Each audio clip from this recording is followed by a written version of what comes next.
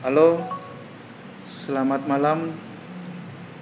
Hari ini saya kedatangan pengamat terpercaya sekaligus dosen, yaitu Bung Lisman. Kita malam ini akan membicarakan tentang salah satu tentara Indonesia, satu kasuistik ya, tentara Indonesia yang dipecat tapi bisa menjadi tentara di negara lain, dan itu tentara kuat dari Indonesia pindah ke Rusia. Apakah itu bagus untuk perjalanan karir ataukah tidak? Ya, kita tanya dulu ke pengamat sekaligus dosen hukum kita yang terpercaya, Bung Lisman. Silakan, Bung Lisman. Baik, terima kasih Gus Nasgian atas undangannya untuk berbincang terkait tentang isu-isu yang hangat. Tentu kita sepakat terkait tentang isu yang memang sudah viral di media sosial Ya. terkait tentang pemberhentian Satria Kumbara, seorang tentara Angkatan Laut Marinir yang dipecat di kesatuannya, dan tentu ini menjadi satu hal yang menarik ya. Kenapa? Karena yang bersangkutan ini sekarang ini ada di Rusia, yang dimana mendaftar sebagai tentara bayaran ya di Rusia, negara Rusia, untuk berperang bersama melawan tentara Ukraina. Terus kira-kira apakah itu pilihan tepat dia menjadi tentara lain, ataukah bagaimana latar belakangnya kenapa dia bisa jadi tentara Rusia gitu? Ya, sebenarnya kalau secara institusi ya dia bukan bagian dari secara misalnya melalui tes ya dari kesatuan ya. Artinya kalau di Indonesia kan kita harus mendaftar ya, persyaratannya sekian, umur ya. Nah, kalau yang Satria Kumbara ini kan dia mendaftar sebagai tentara bayaran. Jadi tidak melalui pangkatan struktural di Rusia. Tapi memang hebat ya, dibayar oleh negara Rusia untuk melawan Ukraina, untuk berperang dengan Ukraina, negara Ukraina. Karena lagi berperang ya. Terus menurut Bung Lisman, apakah sudah tepat respon pemerintah hari ini terhadap tentara Satria itu jadi milik orang lain atau negara lain gitu?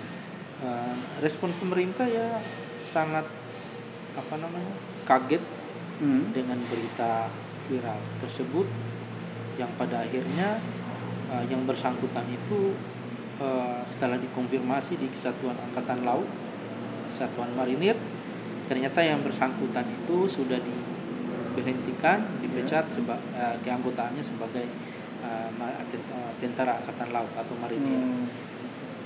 Iya. Dan juga perlu diketahui bahwa saudara Satria ini sekarang ini 1-2 hari ini telah dicabut status kewarganegaranya sebagai warga negara Indonesia, dan dikatakan oleh pemerintah, kalau saya tidak salah beberapa media-media, bahwa yang bersangkutan ini adalah pengkhianat. Dianggap pengkhianat negara ya. Berat juga itu. Nah, tapi itu berdasarkan beberapa berita viral di media kita baca ya, apakah di YouTube ya, berita-berita online. Nah, tapi bagi saya sebenarnya harusnya yang bersangkutan tidak harus dicabut status keluarga negara. Terus apa solusinya kira-kira? Solusinya artinya diberikan sanksi aja terkait tentang yang bersangkutan. Kalau mencabut status kewarganegaraannya dan mengatakan bahwa dia adalah seorang pengkhianat negara, dia tidak melakukan apa-apa, dia tidak pernah merugikan negara, merugikan langsung kepada negara Indonesia, negara ya. Indonesia. Iya, iya. Jadi ini menjadi sebuah tanda tanya besar dan sebuah kasuistik ya, di mana ya kita memang nggak menganut dui kenegaraan, dui fungsi kenegaraan ya. Semoga itu tidak akan terjadi, dan apabila terjadi terhadap diri kita, ya kita harus melakukan tindakan apa? Apakah kita tetap cinta kepada tanah air, kembali ke negara, atau kabur aja dulu, ya. Atau merantau aja dulu gitu ya, kan? Jadi sebenarnya Bang Satria ini sebenarnya adalah mungkin menyangkut tentang nominal gaji ya. Oh, dia di karena sana persoalan gaji sekitar dibayar per bulan itu sekitar 30 atau 40 juta per bulan. Nah, tapi ada ada apakah memang di depan atau di belakang ya, tergantung ini kan itu ada posisi-posisi strategis. Tapi saya rasa Satria ini karena memang dari kesatuan militer, dia mungkin langsung masuk ke satuan elit langsung dipercayakan. Marinir loh, sekelas Marinir Indonesia terpercaya loh. Nah, hanya persoalannya kan ini persoalan gaji aja sebenarnya. Mungkin di Indonesia gajinya sekitar 3,5 juta atau 4 juta atau 5 juta per bulan. Di sana 4 atau 5 kali lipat mendapatkan, belum fasilitas lain. Oke, apa ada solusi lagi melihat dari kebijakan pemerintah, dan ya kita tahu lah taraf Indonesia bagaimana sebenarnya. Ya, artinya solusinya pertama harus meningkatkan gaji kesatuan. Ya, kedua juga harus ada pengawasan dari pemerintah terkait tentang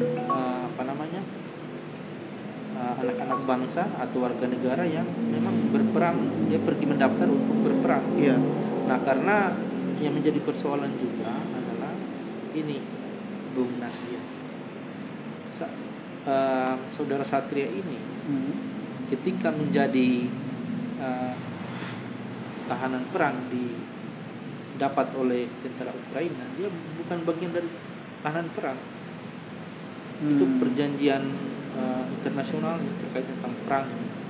Karena yang bersangkutan itu bukanlah orang Rusia asli, orang Rusia, bukan kewarganegaraan Rusia. Nah, dan banyak kasus-kasus yang sudah terjadi, ya, ada beberapa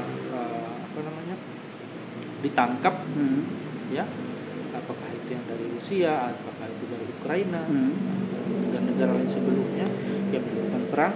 Ya. Jadi negara yang bersangkutan ini memang komplain, ya, kok kenapa ada warga negaramu ada di sini, gitu loh. Jadi statusnya juga mereka ini bukan, artinya negara Indonesia dipertanyakan di mana, karena bukan tahanan perang.